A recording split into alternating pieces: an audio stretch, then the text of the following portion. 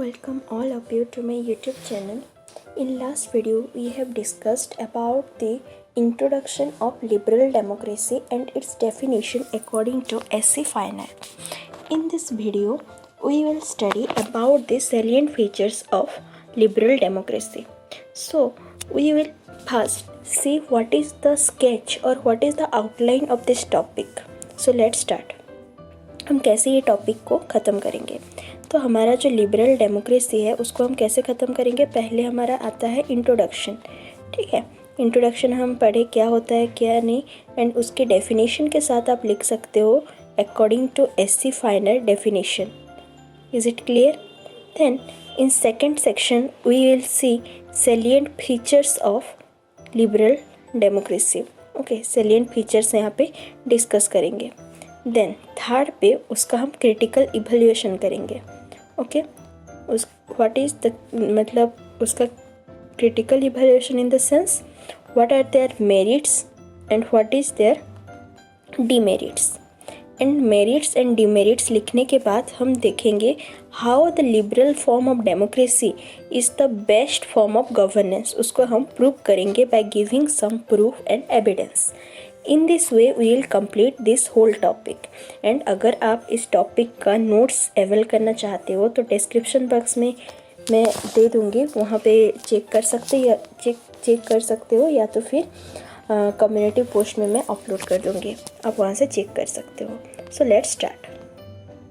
तो हम last video में पढ़े थे कि what is liberal democracy. Liberal democracy वो फॉर्म ऑफ गवर्नमेंट होता है जहाँ पे कि पब्लिक ओपिनियन सबसे ज़्यादा मैटर करता है एंड पब्लिक गवर्नमेंट को चूज करता है, जो कि पब्लिक को रिप्रेजेंट करेंगे, उनका जो सोरो उनका जो ग्रीवेंसेस सबको रिप्रेजेंट करेंगे to the higher form. Okay, this is the liberal form of democracy जहाँ पे majority as well as minority लोगों का व्यूज़ को भी इम्पोर्टेंस दिया जाता है। आज हम देखेंगे उसका क्या क्या सैलिएंट फीचर्स है। ठीक है, लास्ट वीडियो में जो बताया गया था वो उसका बस इंट्रोडक्शन था। In this video we will study about the salient features of the liberal democracy. First point is representative government. Okay, first point यहाँ दिया गया है रिप्रेजेंटेटिव गवर्नमेंट। रिप्रेजेंटेटिव गवर्नमेंट क्या होता है? जहाँ पे कि government is the representative of people. तो लिबरल फॉर्म ऑफ डेमोक्रेसी में ऐसा है कि जो गवर्नमेंट क्या करता है, रूल करता है। तो ये जो गवर्नमेंट चूज करेगा, कौन चूज करता है? It is elected by the public for representing their grievances at the higher level in order to resolve for the society. Okay, in liberal form of democracy the government is the representative of people and they are elected by the people. तो election होगा, election में क्या करेंगे, जो people लोग रहेंगे, ये जो पब्लिक रहेंगे, ये पब्लिक क्या करेंगे, उनके गवर्नमेंट को रिप्रेजेंट करेंगे, इलेक्ट करेंगे, और गवर्नमेंट ये पब्लिक को रिप्रेजेंट करेंगे at higher forum. Is it clear? तो ये जो इलेक्शन होता है, ये जो पब्लिक जो है वो लोग गवर्नमेंट को चुनेंगे। तो गवर्नमेंट को जब चुनेंगे वो कैसे चूज करते हैं? Through the process of election.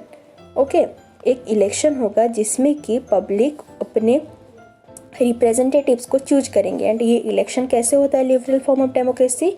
It is very important, it is secret and uncorrupted. ये सीक्रेटली होता है, ऐसा नहीं कि वहाँ पे करप्शन आएगा। अनकरप्टेड, वहाँ पे करप्शन नहीं रहता है, एंड सीक्रेटली होता है, जो कि बहुत ही ज़्यादा एक हारमोनियस प्रोसेस में होता है। Is it clear? Then the members of legislature are elected by the people for a fixed term and they have to continuously prove their representatives.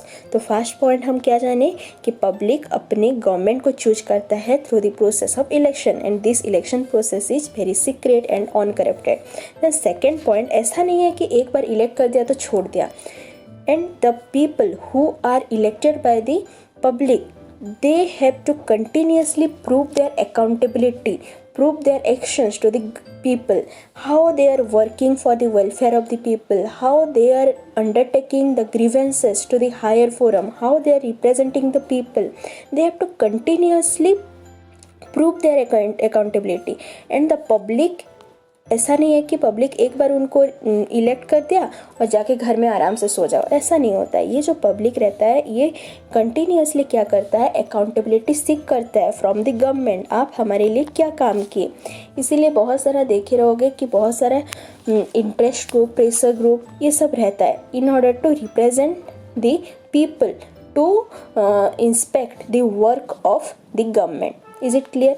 And once they choose, after election the public choose their representatives, choose their government to rule over them, and once they are chosen they continue to work for a fixed period of time, that may be 4 years or 5 years according to the rules of various nations. Okay, and up in within this fixed period of time, if the government is not performing the works efficiently, then the public can question the government, then the public can re-elect the representatives for another years. Okay, is it clear? People can change their government through election. So ऐसा नहीं है कि 5 years में होना है तो होना है। अगर 5 years के पहले अगर पब्लिक नहीं सेटिस्फाइड है तो नेक्स्ट 5 years में वो लोग उसको इलेक्ट नहीं करेंगे। तो यहाँ पे कौन पावरफुल हुआ? All powerful, that is public. Public are all powerful in liberal form of democracy. Is it clear? Then the legislature is the custodian of the finances of the nation and representatives of national public opinion. तो हम जिसको represent करेंगे वो देखो public है, public at lower level, public किसको represent कर रहा है? गवर्नमेंट को रिप्रेजेंट कर रहा है। एंड गवर्नमेंट जिसको भी, जितने भी मतलब रिप्रेजेंटेटिव्स को रिप्रेजेंट कर रहा है वो लोग कहाँ जाके बैठ रहे हैं? लेजिस्लेचर और पार्लियामेंट, संसद भवन में वो जाके बैठ रहे हैं। तो लेजिस्लेचर जो होता है, legislature is the directly represented people, direct legislature or the parliament or member of parliament are the people who are directly represented by the public, so they are directly accountable to the public. That's why legislature is the custodian of the finances of the nation and representatives of national public opinion. इसीलिए जैसे कि public लोग जिसको भी represent कर रहे हैं, जिसको भी इलेक्ट कर रहे हैं, वो जाके कहाँ बैठ रहा है? लेजिस्लेचर में, पार्लियामेंट में, संसद भवन में बैठ रहा है। तो कुछ अगर प्रॉब्लम होगा, कुछ अकाउंटेबिलिटी का इशू है तो पब्लिक जाके किसको बोलेंगे? जाके ये एमपी लोगों को बोलते हैं। ठीक है, that's why legislature is the custodian of the finances. हमारे कंट्री का जितना भी इकोनॉमी है, जितना भी हम टैक्स दे रहे हैं, वो सब पब्लिक मनी है। उसका कस्टोडियन कौन होता है? ये लेजिस्लेचर के मेंबर लोग होते हैं। Is it right? Okay, is it clear? Then second feature of liberal theory of democracy is civic liberties. What do you mean by civic liberty? Civic liberty आखिर क्या होता है? Okay, civic liberty ऐसे होता है जैसे कि हम समझें, देखो पहले क्या था कि जो गवर्नमेंट है उस गवर्नमेंट को कौन चूज करते थे? पब्लिक। यस और नो? ये पब्लिक इलेक्ट करेंगे टू द गवर्नमेंट्स आज दे आर रिप्रेजेंटेटिव्स। उसको आज रिप्रेजेंटेटिव्स चूज करेंगे और ये रिप्रेजेंटेटिव्स क्या करेंगे? On the higher forum they will represent the public to address their grievances, their sorrow, their challenges to the upper level in order to resolve them. Yes और no? So जितना time ये public choose कर रहा है to the government, ऐसे भी तो हो सकता है कि कोई स्टेज में that the power of the public will decrease and the government will become all powerful. So in order to minimize the power, in order to keep control on the activity of the government, the public were given certain liberties, certain rights, and these are called civil liberties. And these civil liberties not only given to the public on the higher level or on the superficial level, they are ensured the civil liberty by encoding this liberty in the constitution. So आज जैसे कि constitution में उसको encode किया गया है, उसको एनिमरेट किया गया है, as a result of which it provide guarantee to the people to enjoy civic liberties. Okay, तो ये सिविक लिबर्टी ऐसा नहीं है कि बस मुंह में बोल के दे दिया गया है। In order to control the government, ये सिविक लिबर्टी जो दिया गया है उसको कॉन्स्टिट्यूशन में एनकोड किया गया है सो डैट उसका गारंटी, उसका जो ऑथेंटिसिटी है वो ज़्यादा अच्छे से एंसर हो सके। तो क्या सब सिविल लिबर्टी रहता है? जैसे कि right to freely express their view. अगर कोई नेशन में, अगर कोई कंट्री में लोगों के पास अपने व्यू, अपना फ्रीडम ऑफ एक्सप्रेशन ना हो तो वो कंट्री अच्छे से रन कर सकता है क्या? क्योंकि जो भी हो रहा है, जितना भी गवर्नमेंट फॉर्मेशन हो रहा है, जितना भी रूल रेगुलेशन जितना भी हो रहा है, सब किसके लिए हो रहा है? Main reason they are the public. अगर पब्लिक के पास कंट्रोल, गवर्नमेंट को कंट्रोल करने के लिए पावर ना हो, then there is no meaning of all these things. So first of all, people have the right to freely express their views, then right to freedom of speech and expression, freedom of press and other means of mass media is ensured, then right to vote is available, as a result of which by enjoying the right to vote without any discrimination on the basis of caste, color, creed, sex, property, they can choose their representatives more freely. Okay, only the age qualification matters, that is 18 years universal adult franchise. Then people have the right to form voluntary association.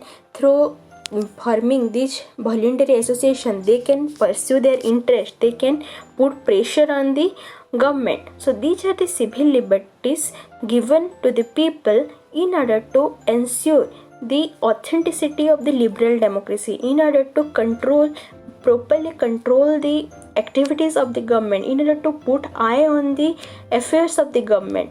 Okay, is it clear? Then next point, ये civil liberty clear हो गया। Then हमारा है next point, that is define and specified role of executives. So next point हमारा है define and specified role of executives. देखो, इसको हम और डिटेल्स में यहाँ पे समझेंगे। जैसे कि मैं बोल रही थी, गवर्नमेंट जो होता है वो 3 लेवल पे काम करता है। कैसे काम करता है? पहले देखो, पहले जो हमारा गवर्नमेंट है वो 3 लेवल पे काम करता है। कौन कौन सा लेवल है? उसका 3 ऑर्गन्स है। लेवल तो है state level, then national level, then grass root level. Level का बात नहीं कर रही हूँ, 3 ऑर्गन। क्या क्या ऑर्गन है? पहले है legislature, then executive, then judiciary. ये जो 3 ब्रांच ऑफ द गवर्नमेंट और 3 ऑर्गन्स ऑफ द गवर्नमेंट बहुत ही ज़्यादा क्रूशियल है। एंड ये तीनों के बीच क्या रहता है? Check and balances. Check and balance system में ये तीनों काम करते हैं। That means the activities which are given to this 3 organs of the government are very specific. The activities of legislature should not collide with the activities of executive and so like judiciary. Okay, उनका जो भी activity, जो भी उनको काम दिया गया है वो बहुत ही ज़्यादा स्पेसिफाइड है। वो अपने स्पीयर में काम करते हैं। ऐसा नहीं है लेजिस्लेचर का जो काम दिया गया है वो एग्जीक्यूटिव कर लेगा और एग्जीक्यूटिव का काम जुडिशरी, ऐसा नहीं होता है। उनके लिए एक स्पेशल शेड्यूल भी है। कौन सा शेड्यूल? आप कमेंट करके बताइएगा। हमारे इंडियन कॉन्स्टिट्यूशन में कौन से शेड्यूल में लिखा गया है? तीनों का मतलब जो एक्टिविटीज़ है, तीनों को जो सब्जेक्ट दिया गया है वो तीनों लिस्ट बनाया गया है। वो हमारे इंडियन कॉन्स्टिट्यूशन के कौन से लिस्ट में है वो आप कमेंट में बताइएगा। सो लेजिस्लेचर क्या करता है? लेजिस्लेचर में आपको पहले पॉइंट में भी समझाई that legislature is the directly elected representatives of the people who are sitting in the parliament. So legislature is the organ of the government which enacts various law and regulations for the nation, through which all the organs of the government is performing. So legislature क्या करता है? Law बनाता है, law enact करता है, law legislate करता है। This is legislature, जहाँ पे कि हमारे डायरेक्टली इलेक्टेड रिप्रेजेंटेटिव्स बैठते हैं। Is it clear? Then executive क्या करता है? ये जो लेजिस्लेचर लॉ बना रहा है, एग्जीक्यूटिव उसको इम्प्लीमेंट करता है। और एग्जीक्यूटिव में एक रहते हैं पॉलिटिकल एग्जीक्यूटिव और एक रहते हैं परमानेंट एग्जीक्यूटिव। जो पॉलिटिकल एग्जीक्यूटिव रहते हैं वो क्या करते हैं? लॉ को इम्प्लीमेंट करते हैं, बट लॉ को इम्प्लीमेंट करने से पहले लॉ कैसे, कौन से वे में इम्प्लीमेंट होगा, कैसे पॉलिसी फॉर्मुलेशन होगा, उसका मेन जिम्मेदारी किसके पास रहता है, परमानेंट एग्जीक्यूटिव के पास। परमानेंट एग्जीक्यूटिव क्या करता है, because permanent executives are recruited on the basis of merit, they have the knowledge, they have the expertise, they have technical knowledge, experience, so through the advice of the permanent executive the political executive perform their function by taking help of the permanent executive. And judiciary is the branch which is the, or it is the organ which interprets the Indian constitution, which maintains check and balances between the legislature and executive. So the members who are sitting in the parliament are the members of also the executive. All the members of legislature are the members of executive, but all the members of executive are not the member of legislature. Is it clear? So ये liberal form of democracy में क्या होता है, जो executive का function है वो बहुत ही ज़्यादा डिफाइंड होता है, वो स्पेसिफाइड होता है। कैसे स्पेसिफाइड होता है, जैसे कि पॉलिटिकल मैं बताइए, एग्जीक्यूटिव दो टाइप के होते हैं, एक होते हैं पॉलिटिकल एग्जीक्यूटिव और एक होते हैं परमानेंट एग्जीक्यूटिव। पॉलिटिकल एग्जीक्यूटिव में कौन आते हैं, जो लीडर्स सब रहते हैं, मिनिस्टर सब रहते हैं, ये सब आते हैं हमारे पॉलिटिकल एग्जीक्यूटिव में। एंड परमानेंट एग्जीक्यूटिव में कौन आते हैं, जैसे कि ब्यूरोक्रेट्स हो गए, बहुत सारे सेक्रेटरी पोस्ट जो रहता है वो सब आते हैं हमारे परमानेंट एग्जीक्यूटिव। एंड ये परमानेंट एग्जीक्यूटिव हेल्प करते हैं पॉलिटिकल एग्जीक्यूटिव्स, लीडर्स, मिनिस्टर्स लोगों को to implement the policy. Okay, is it clear? So ये जो पॉलिटिकल एग्जीक्यूटिव लोग इसको इम्प्लीमेंट करेंगे और अकाउंटेबल रहते हैं। Is it clear? It supervisors the functioning of civil service. ये लोग जो भी काम देते हैं ये लोग उसको परफॉर्म करते हैं। The executive in liberal form of democracy is directly accountable to public opinion from which it derives its authority to govern. So S E Finer बोले हैं, जो एग्जीक्यूटिव रहता है लिबरल फॉर्म ऑफ डेमोक्रेसी, जहाँ पे भी पॉलिटिकल एग्जीक्यूटिव भी रहते हैं, परमानेंट एग्जीक्यूटिव भी रहते हैं, दोनों का फंक्शन स्पेसिफाइड होता है। कैसे स्पेसिफाइड होता है, पॉलिटिकल एग्जीक्यूटिव अपना काम करता है to implement, and in order to implement जो भी सपोर्ट चाहिए, जो भी टेक्निकल असिस्टेंस चाहिए, वो सब कौन देता है, permanent executive, because they are recruited on the basis of their merit by qualifying the civil service exams. So they have the knowledge, they have the expertise, they give advice to the political executive in order to execute the plan. Okay, so the executive in liberal democracy is directly accountable to public opinion. जो भी executive रहते हैं वो directly accountable किसके पास रहते हैं, public के पास रहते हैं। पब्लिक ओपिनियन जो भी बोलेगा ये एग्जीक्यूटिव उसके अकॉर्डिंग काम करता है, क्योंकि जो भी लॉ फॉर्मेशन हो रहा है पब्लिक के लिए हो रहा है, एंड ये पब्लिक ही इन लोगों को रिप्रेजेंट किए हैं on the upper level. That's why यहाँ बोल according to S E Finer, the executive in liberal form of democracy is directly accountable to the public opinion from which it derives the authority to govern. Is it clear? The next point is limited government. Limited government में क्या बोला गया है, जो liberal form of democracy होता है वहाँ पे पावर कहाँ से डिराइव हो रहा है, फ्रॉम द पब्लिक। तो पब्लिक को मैं जैसे बताई, पब्लिक को पावर डिराइव करने के लिए भी उसको क्या चाहिए, उसको भी कुछ सिविक लिबर्टी दिया गया है। एंड ये सिविक लिबर्टी ऐसे तो बोल दे के दे देने से नहीं होगा ना, उसको कहाँ पे एन्यूमरेट किया गया है, that is the constitution. So constitution जो होता है ये सबके अंदर एक बैलेंस क्रिएट करता है। Through the constitution limited government is ensured. Power exercise होता है तो किसके वजह से होता है, ये कॉन्स्टिट्यूशन की वजह से। जो भी लिखा गया है इन द कॉन्स्टिट्यूशन उसके रूल एंड रेगुलेशंस के अकॉर्डिंग कोई भी डिसीजन, कोई भी रूल वहाँ पे मतलब एग्जीक्यूट होता है। Not allowed to exercise power arbitrarily. ऐसा नहीं है कि कोई भी लीडर आके बोल देगा कि मैं आज ये लॉ बना रहा हूँ और ये मेरे अकॉर्डिंग होगा, ऐसा नहीं होता है। ठीक, उसको एक पर्टिकुलर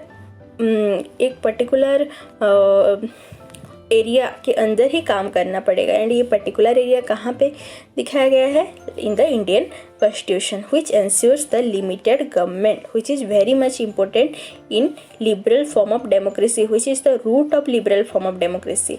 3 organs of जो गवर्नमेंट है वो फेथफुली एक्ट करते हैं. मैं जैसे बताई कि जो लेजिस्लेचर, एग्जीक्यूटिव एंड जुडिशरी हैं, तीनों अपने फील्ड में काम करेंगे. ये कहाँ पे लिखा गया है? कॉन्स्टिट्यूशन में लिखा गया है, एक शेड्यूल में लिखा गया है, 3 सब्जेक्ट बना के लिखा गया है कौन कैसे एक्टिविटी करेगा. अदरवाइज क्या होगा, इसका जो सब्जेक्ट है, इसका जो एरिया ऑफ वर्किंग है, इसका एरिया ऑफ वर्किंग में कोलाइड हो जाएंगे, कोलैप्स हो जाएगा. एंड कोलैप्स होने से जो लिबरल फॉर्म ऑफ डेमोक्रेसी वो एंश्योर नहीं हो सकता है. इसीलिए इंडियन कॉन्स्टिट्यूशन और कोई भी कंट्री का कॉन्स्टिट्यूशन बहुत ही ज़्यादा इंपॉर्टेंट रोल प्ले करता है in order to maintaining check and balance. And ये तीनों ब्रांच जैसे भी काम करे वो सब किसके पास अकाउंटेबल रहते हैं? To the public, because after all the public elect the representatives at the higher level. Is it clear? Then next point is social and economic check and balances. Social and economic check and balances government का बहुत ही ज़्यादा important है, क्योंकि social activities and economic activities दोनों हमारी जो constitution है उसके एक कॉइन का 2 साइड है बोलने से चलेगा. ठीक है. Social and economic check and balances बनाए रखना गवर्नमेंट का बहुत ही ज़्यादा बड़ी रेस्पॉन्सिबिलिटी है in liberal form of democracy. And social checks and balances कैसे बनाया जाता है? Social check and balances through, देखो सोशल गवर्नमेंट का जो सोशल एक्टिविटी होता है, गवर्नमेंट के ऊपर सोशल चेक एंड बैलेंसेस कैसे बनाया जाता है? Through various interest group, pressure group, उसके अकॉर्डिंग जो पीपल रहते हैं वो गवर्नमेंट के एक्टिविटी के ऊपर चेक एंड बैलेंसेस बनाए रहते हैं. लाइक वाइज जैसे मैं बोली थी कि लेजिस्लेचर वो होता है, वो नेशनल पर्स होता है, क्योंकि लोग जो भी टैक्स दे रहे हैं, जो भी मतलब टैक्स एंड मनी दे रहे हैं वो पब्लिक मनी है. एंड पब्लिक मनी का कस्टोडियन कौन है? लेजिस्लेचर है, जो कि डायरेक्टली इलेक्टेड पीपल है. सो यहाँ पे क्या बनाया जा रहा है? कितना पैसा कहाँ पे खर्च हुआ. इसीलिए हमारे कंट्री में हर ईयर क्या आता है? बजट प्रेजेंट किया जाता है. Through the budget the people of the nation get the information that how the government is managing the public money in correct place, in proper place. So that's why budget is coming every year. So that's why in this way social and economic checks and balances are maintaining. Then political, next point is political check and balances. Political check and balances मैं already बता चुकी हूँ. Political check and balances मैं already बता चुकी हूँ. Date कैसे आता है? डेट 3 ब्रांचेस जो है हमारी गवर्नमेंट का, लेजिस्लेचर, एग्जीक्यूटिव एंड जुडिशरी, ये तीनों ब्रांच के ऊपर हमारा पॉलिटिकल चेक एंड बैलेंसेस होता है. डेट मीन्स कोई भी किसके जो एरिया ऑफ वर्किंग में इंटरफेयर नहीं करेगा, तीनों का सेपरेट एरिया ऑफ वर्किंग रहेगा. अदरवाइज कोलाइड होके जो चेक एंड बैलेंस है वो डिस्टर्ब हो जाता है. इसीलिए mass political participation liberal democracy का बहुत ही ज़्यादा इंपॉर्टेंट फीचर है. All sets of public opinion, right to form association, all types of civil liberty should be ensured to the public.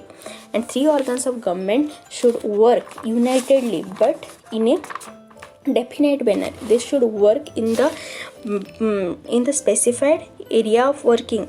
Otherwise the activities of legislature, executive and judiciary will be collapsed and there will be conflict, division of power between the 3 organs of government, as well as an internal break and prevents the government to become autocratic. ये अगर तीनों branch अच्छे से काम करेंगे तब जाके हम गवर्नमेंट के ऊपर एक चेक एंड बैलेंस बना सकते हैं. These are the features of liberal form of democracy. So ये वीडियो में हम पूरा उसका 6 to 7 उसका पूरा सैलेंट फीचर्स कवर किए. In next video we will study about the critical evaluation. Critical evaluation में उसका मेरिट्स देखेंगे, डिमेरिट्स देखेंगे, देन उसको हम प्रूव करेंगे कैसे ये बेस्ट फॉर्म ऑफ गवर्नेंस है. सो आज के लिए इतना ही. अगर आपको ये वीडियो अच्छा लगा तो लाइक, शेयर एंड सब्सक्राइब कीजिएगा.